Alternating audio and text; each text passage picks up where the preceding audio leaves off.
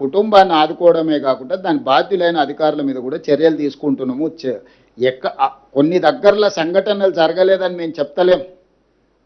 కొన్ని ప్రభుత్వం దృష్టికి రాకుండా లేకపోతే కొంతమంది నిర్లక్ష్యంతో కొన్ని మిల్లులోలు టీఆర్ఎస్కి అనుకూలంగా ఆ మిల్లులు గత ప్రభుత్వంలో 1000 కోట్లు కొల్లగొడితే వాళ్ళ మీద పీడీ యాక్ట్ పెట్టి కేసులు కట్టి కోర్టు నుంచి తెచ్చి అరెస్ట్ చేసినాం. ఇప్పుడు లారీలు ఐకేపీ సెంటర్ల నుంచి లారీలను నింపి మిల్లుల దగ్గరకు పంపిస్తే మిల్లర్స్ కొంతమంది టీఆర్ఎస్కి అనుకూలంగా ఈ టీఆర్ఎస్ నాయకులు పోయి వాళ్ళని దించనీయలేదు. రోజుల కొద్దీ ఆ లారీలను దించకుండా ఆపడంతో మళ్ళీ కొత్తగా ఐకేపీలో సేకరించిన ధాన్యాన్ని రవాణా చేయడానికి వాహనాలు లేవు. ఈ ఆర్గనైజ్డ్ క్రైమ్ చేస్తున్నారు బీఆర్ఎస్ వాళ్ళు. ఇప్పుడు టీఆర్ఎస్ అంటే కొత్త వాళ్ళు వస్తారు. మరి నాకు ఇదో సమస్య వచ్చి పడ్డది, ఇదో దరిద్రం మళ్ళా తోడు. డెఫినెట్గా గుర్తించిన సమయం సందర్భం వస్తుంది. ఒకేసారి నేను చెప్పేది అదే. మీరు ఇప్పుడు బండి భగీరథ్ గురించి నిన్న అడిగినారు. కేటీఆర్ బావమార్తి ఫామ్ హౌస్లో డైరెక్ట్గా డ్రగ్స్ తీసుకొని దొరికితే ఎందుకో కేటీఆర్ మా బావమార్తిని ఒంగబెట్టి పిల్లలు వాళ్ళగొట్టని పోలీస్ స్టేషన్లో పోయి కోదండం ఎక్కించండి అని ఎందుకో చెప్పలేదు. మా బావమార్తి దీపావళి పండుగ చేసుకుంటుండు, చిచ్చుపుట్ల బదులు సారా బూట్లు పెట్టుకున్నాడు. మా బావమార్తి బతిపూల బదులు గంజాయి పూలు లేకపోతే కొకేన్ పెట్టుకున్నాడు. మీరు ఎట్లా అరెస్ట్ చేస్తారని బయటకు వచ్చి మాట్లాడాను కదా.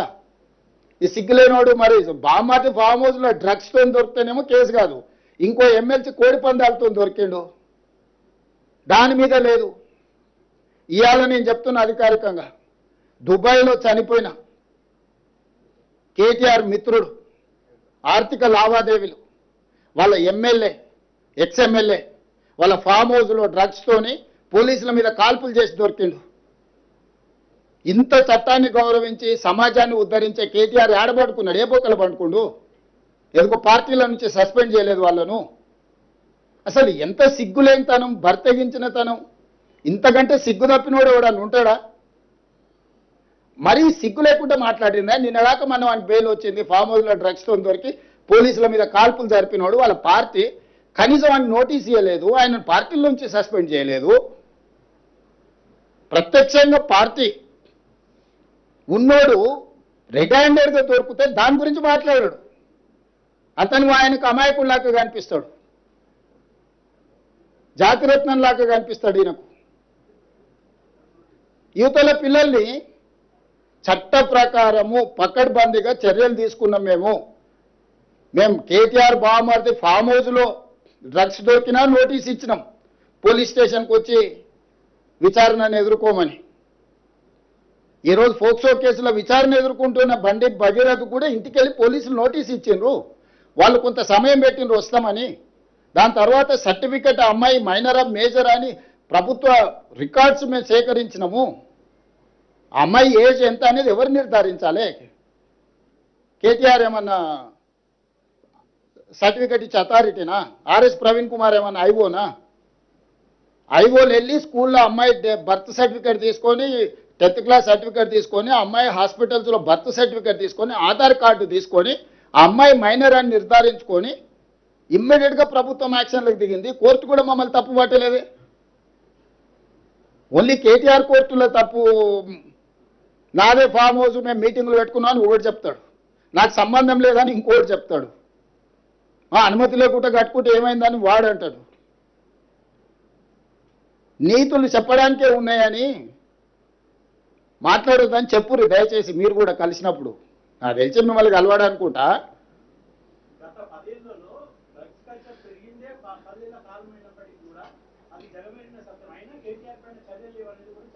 బస్ ఏదైనా చట్టం ప్రకారం చేయాల్సిందే. చట్టంలో ఉన్న లొసుగులను వాళ్ళని వాడుకుంటారు. కన్జ్యూమ్ చేసిన వాడు దొరికితే కూడా అతని బాధితుడి కింద చూడమని చట్టంలో ఉంది, స్టేషన్ బెయిల్ ఉంది. ఏం చెప్పాలి? డ్రంక్ అండ్ డ్రైవ్లో దొరికితే జైలుకు పంపిస్తున్నాం, కొకేన్ గంజాయి కొట్టి దొరికితే బాధితుడు కాబట్టి అతన్ని అరెస్టు అటు స్టేషన్ బెయిల్ ఇవ్వమని చట్టంలో ఉంది. మీరు చెప్పండి ఏం చేయాలి?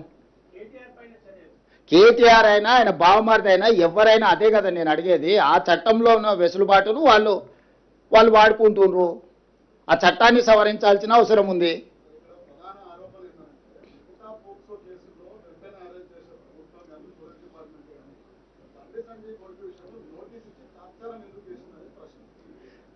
మీరు అడిగిన ప్రశ్న కేటీఆర్ అడిగినట్టుగానే ఉంది.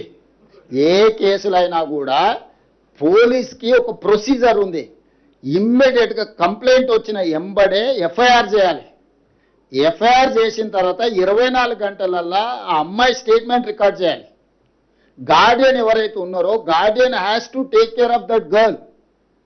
అక్కడ అంతకంటే ముందే ఒక కేసు ఉంది. అమ్మాయి తల్లిదండ్రులు పోలీస్ స్టేషన్లో వచ్చి ఫిర్యాదు చెయ్యకంటే ముందే ఆరోపణలు ఎదుర్కొంటున్న వాళ్ళు కరీంనగర్లో ఒక కేసు పెట్టారు. ఆ ఎఫ్ఐఆర్లో ఏందనంటే అమ్మాయి మైనర్ కాదు మేజర్ అని ఒక వివాదాన్ని తెరలేపినారు. ఆ వివాదాన్ని తెరలేపినప్పుడు ఆ అమ్మాయి మైనరా మేజరా అనేది ప్రభుత్వం పరిశీలించుకోవాల్సిన అవసరం ఉంది. ఆ సమయంలో ప్రధానమంత్రి పర్యటన ఉన్నప్పుడు మీరు అన్నట్టే ఆ ఇంటి మీదకి 1000 మంది పోలీసులను పంపితే ప్రధానమంత్రి పర్యటనతో మా పార్టీ ఆకాశం అంతా ఎత్తెగిరింది, తెలంగాణలో మొత్తం గెలిచిపోతుంది, దీని మీద కక్ష సాధింపు చర్యల కింద పోలీసులను పంపించునని ఆయన రెడీగా కూర్చున్నాడు. సో ఇవన్నిటి నేపథ్యంలో ఇది చాలా సున్నితమైన సమస్యను సున్నితంగా పరిష్కరించినాం.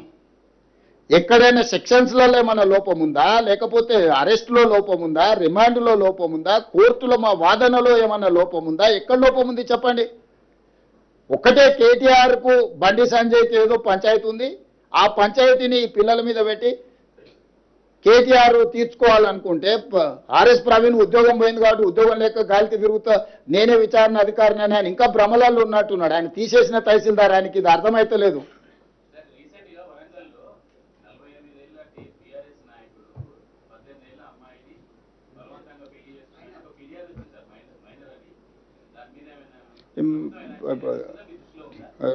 చారి గారు ఇప్పుడే మా దృష్టికి తెచ్చిండు. ఇమ్మీడియట్గా నేను డీజీపీ గారికి సూచన చేస్తున్నా, తక్షణమే చారి గారి ఫిర్యాదు మీద విచారణ చేయించండి. నేను వివరాలు తీసుకొని డెఫినెట్గా చెప్తాను. అంటే నిజంగా డీటెయిల్స్ నా నోటీస్లోకి రాలేదు, నేను ఇమ్మీడియట్గా కనుక్కొని చర్యలు తీసుకుంటాను. నాకు తెలియదు, ఉందేమో అని అంటున్నా. వాళ్ళిద్దరు, ఆయన బండి సంజయ్ అన్నాడు కదా ఏదో నిన్న, అంతకుముందు కేటీఆర్ అన్నాడు కదా, వాళ్ళిద్దరే రోడ్ల మీద తిట్టుకుంటారు. అదే చెప్పిన, నాకేం తెలియదు. వెంకటరాజే తెలియకల్లోడు కనుక్కోవడంలా.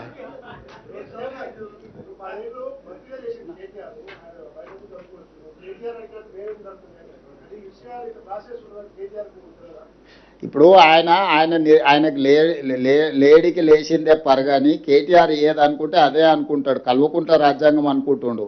వాళ్ళ నాయన దిగిపోయి చాలా రోజులైంది, వాళ్ళ నాయన అర్థమై ఫామ్ హౌస్లో వండుకున్నాడని ఆయనకు అర్థమైతలేదు. ఈయన చెప్పింది నిజమైతే వాళ్ళ నాయన ఎందుకో స్టేట్మెంట్ ఇవ్వలేదు. ఒక మైనర్ గర్ల్కి అన్యాయం జరిగితే లీడర్ ఆఫ్ అపోజిషన్ ఎక్కడ పడుకుండు, ఏడ నిద్రపోతుండు?